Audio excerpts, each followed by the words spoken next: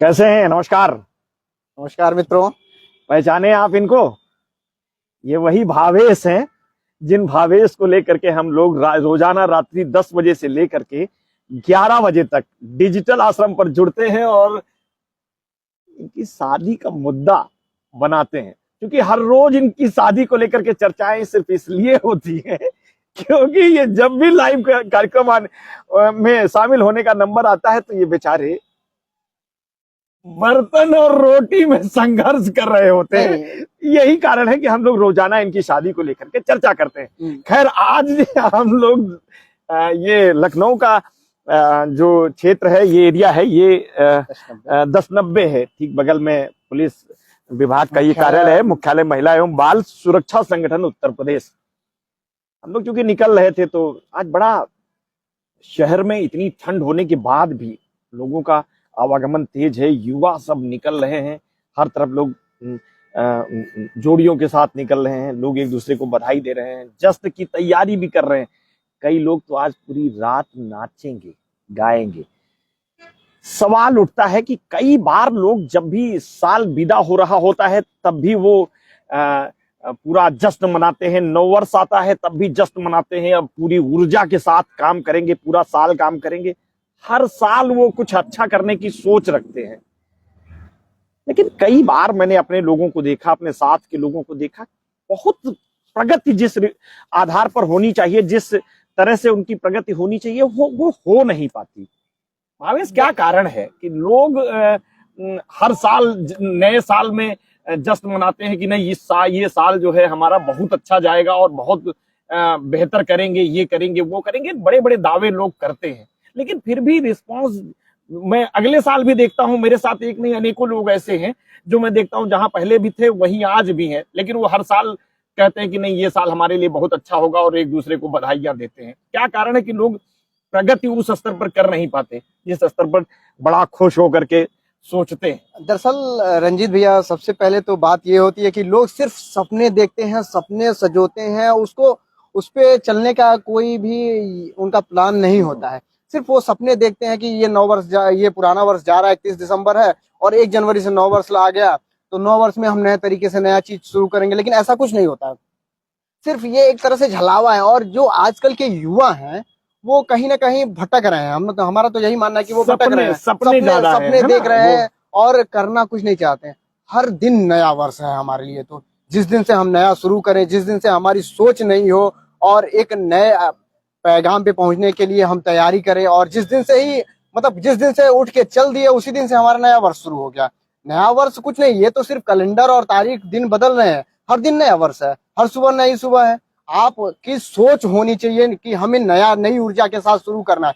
जिस दिन आप एक नई ऊर्जा के साथ कोई भी शुरुआत करते हैं उसी दिन आपका नया वर्ष शुरू हो जाता है। लेकिन आजकल के युवा हैं कि पिताजी माताजी पैसा दे दिए। हमने लखनऊ का एक कल्चर देखा है रंजीत भैया, कहना नहीं चाहिए, लेकिन कल्चर क्या है कि माताजी पिताजी पैसा देती हैं। यहाँ हम पढ़ने आए हैं, स्टूडेंट पढ़ने, हम भी पढ़ने आए थे एक टाइम यहाँ लखनऊ में। और होता क्या कि वो पढ़ने आए और शाम को आज अभी तो ये 1090 चौराहा है, खाली, थोड़ा सा खाली खाली नजर आ रहा है, लेकिन शाम 8 बजते ही और 12 बजे रात तक यहाँ इतनी हुड़दंग होगी कि पुलिस वालों की हालत खराब हो जाती है कंट्रोल करते करते भीड़ को। और ये हुड़दंग फिर अगली सुबह, आज रात को दारू पियेंगे, मटन खाएंगे, मछली खाएंगे, जोड़ी बना के घूमेंगे। क्या ये नया वर्ष का शुरुआत है? नहीं, ये बिल्कुल भी सर नया वर्ष का शुरुआत नहीं है। हुड़दंग मचती है। कोई ऐसा मुझे नहीं लगता कि नव वर्ष या बीतते वर्ष में घटनाएं ना हो और गोलियां ना चलें, उपद्रव ना हो। मुझे नहीं लगता कि कोई ऐसा जाता हुआ वर्ष या आता हुआ नए वर्ष में इस तरह की घटनाएं ना हो। पुलिस के लिए ये 2 दिन बड़ी चुनौतियों भरा होता है। यहाँ तक कि अभी आज डीजीपी यूपी ने भी ये सख्त निर्देश दिए हैं कि जो भी इस तरह के हुड़दंग करेंगे लोग, जो भी उत्पात मचाएंगे या कोई भी कानून का उल्लंघन करेंगे तो उन पर सख्त कार्रवाई होगी। लेकिन अभी हम लोग जो चर्चा कर रहे थे कि हर साल जब भी देखिए युवा बड़ा जोश के साथ, अब 9 वर्ष हुआ, हमारा वर्ष बड़ा मंगलमय होगा। लेकिन भावेश, मैं देखता हूं कि लोग बेरोजगारी की बात करते हैं कि रोजगार नहीं है। मैं दूसरों की उदाहरण नहीं, मेरे संज्ञान में एक नहीं, तकरीबन 4 से 5 ऐसी संस्थाएं हैं जहां लोगों की आवश्यकता है।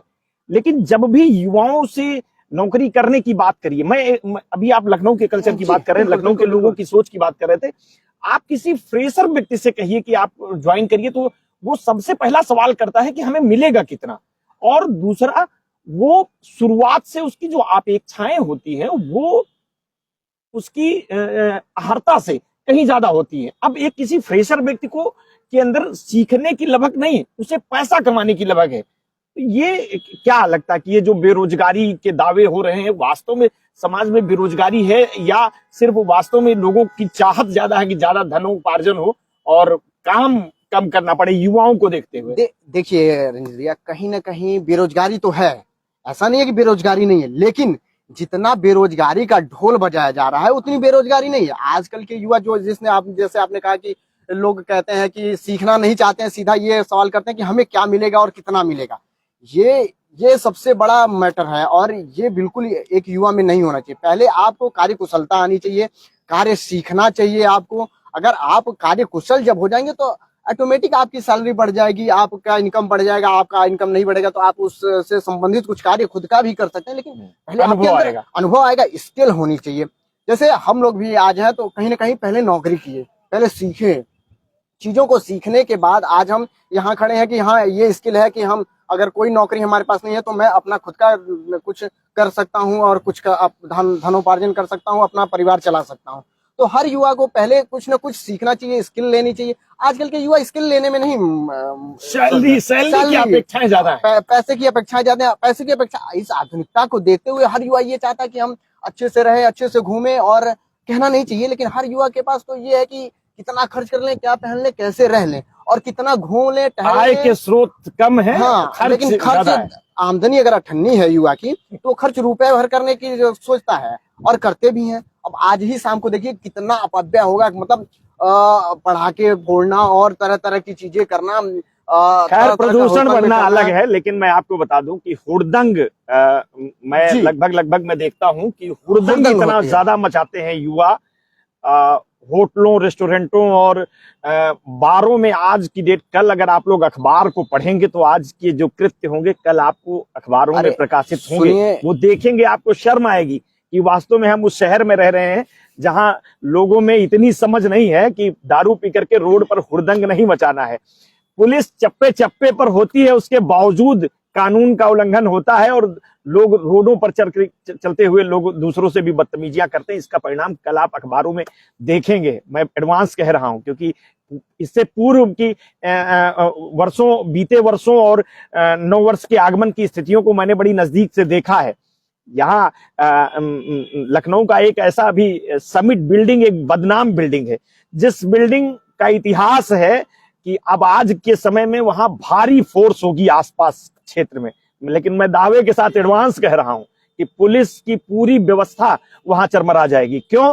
क्योंकि वहां सिर्फ अमीरजादों की पूरी फैमिलियां नंगा नाच करती हैं, पुलिस सिर्फ मूक दर्शक बनी रहती है। कोई ऐसा हफ्ता नहीं आता, कोई ऐसा हफ्ता नहीं बीतता जिस हफ्ते वहां पर बड़ा विवाद न खड़ा हो, लेकिन सिर्फ मूक दर्शक की भूमिका में पूरी व्यवस्था लगी रहती है। कुल मिलाकर के हम जिस सभ्य समाज की बात करते हैं, जिस सभ्य समाज में हम रहने का दावा करते हैं, वहां की वास्तविकता उतनी अच्छी है नहीं। खैर कोई नहीं, वर्ष बीत रहा है, हर आदमी बड़ा जश्न मनाने की भी कोशिश कर रहा है। हम लोग भी बड़ा खुश हैं, उत्साहित हैं कि चलिए 2024 बीता, 2025 आ रहा है, कुछ अच्छा करेंगे, ऐसा हम लोग भी सोचते हैं, जैसा कि सब लोग सोचते हैं, आप भी सोचते हैं। मेरा मानना है कि सोचना भी अच्छा है, लेकिन उस पर थोड़ा सा कदम उठाना भी जरूरी है। हम कुछ करें, सकारात्मक सोच के साथ अगर हम किसी सोच को रखते हैं तो उस पर काम करना भी स्टेप बाय स्टेप जरूरी है। सिर्फ सोच रखने से ही परिणाम नहीं बदलेंगे, परिणाम नहीं। मेरा मानना है कि आप अगर सोचते हैं तो 100% उस पर कदम मत बढ़ाइए, 100% अमल मत करिए, लेकिन 50% तो अमल करिए। आप जो सोचते हैं उसका 50% करिए। और नया वर्ष हर दिन है, आप बस शुरू तो करिए, बस चलिए, चलने का एक साहस तो करिए, एक बार चल के देखिए हर दिन नया वर्ष है। और जो आपने कहा समिट बिल्डिंग की बात, तो समिट बिल्डिंग में पुलिस क्यों ना मुख्य दर्शक बनी रहे? जो पुलिस के आला अधिकारी हैं, अमीरजादों के लौंडे और आला अधिकारियों के लड़कियां लड़के वहां आके नंगी नाच करते हैं, तो पुलिस कर क्या सकती है? एक कांस्टेबल की क्या हैसियत होती है? वो डंडा नहीं चला सकती है उनके ऊपर।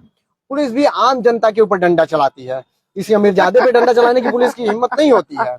और वो सिर्फ मुख दर्शक बन जाते, लॉ एंड ऑर्डर फॉलो करती है कि भैया झगड़ा अगर हो गया तो सिर्फ छुड़ाने का कार्य, हाँ। जैसे बीच बचौलिए का काम करती है, उसमें भी पुलिस पिस जाती है। तो ऐसा नहीं है, हर जगह उपद्रव है। आज ये 1090 चौराहा है, ये रात को उपद्रव होगा, वहां हजरतगंज में उपद्रव होगा, समिट बिल्डिंग उपद्रव होगा, तो हर जगह मजे उपद्रव की ही तो बात होता है। आपको बताऊं, अभी 4 दिन पहले मैं अखबार में पढ़ रहा था, बड़ा अच्छा लगा कि शराब की दुकानें रात 11 बजे तक खुली रहेंगी। बताइए, ये 2 या 3 दिन पहले अमर उजाला की खबर थी। तो कहने का मतलब कि सरकार को भी पता है कि दारू ज्यादा बेच करके हम हाँ, अपनी इकोनॉमी जो है इकोनॉमी को मजबूत करेंगे। लेकिन उसका असर युवाओं पर क्या पड़ेगा, समाज पर इसका क्या असर पड़ेगा, देश ये का तो युवा आप आज लोग कहाँ अच्छा जा से रहा समझ है, सकते हैं। आज देश का युवा कहाँ जा रहा है, दारू, ये आप लोग खुद आज देख सकते आज हैं। देश का युवा दारू पीने जा रहा है। चलिए, ठीक है। और दूसरी चीज, अरे सुन लीजिए, आज हमने एक कहीं न्यूज पढ़ा सुबह सुबह ही हाँ, कि पुणे में कोई एक होटल है हाँ, जहाँ पे कॉन्डम और वो हॉर्लिक्स घोल हाँ। फ्री ऑफ कॉस्ट वो बांटेगा वहाँ पे युवाओं को। मतलब इस मतलब तरह की खबर है। हाँ। खैर, मैं हम लोग इस तरह की खबरों को तो खैर सोशल मीडिया इन सब नहीं करना चीजों चाहिए, से लेकिन इस तरह की बड़ा खबर बड़ा होता है, लेकिन सच्चाई जो है समाज में जो है वो बहुत अच्छी बहुत नहीं बुरी है। स्थिति है समाज लेकिन की। फिर भी मैं कहता हूं कि नया साल है, पूरे आनंद के साथ आप लोग की रात्रि जुड़ते हैं हम लोग, रात्रि 10 बजे से लेकर के 11 बजे तक चर्चा करेंगे इसी डिजिटल